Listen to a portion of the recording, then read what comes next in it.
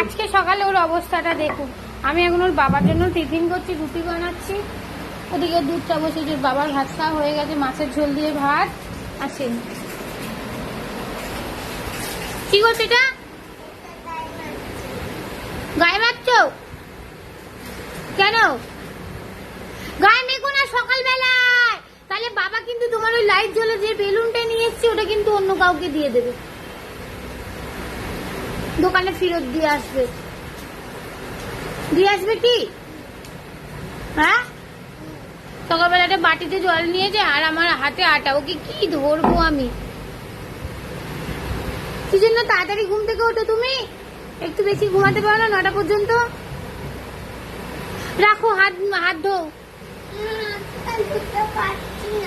হাতে দুটো পাচ্ছ না? ঠিক আছে, দাঁড়াও আমি ধুয়ে দিচ্ছি। ওঠো ওঠো, তুমি উঠে দাঁড়াও দেখি, উঠে দাঁড়াও,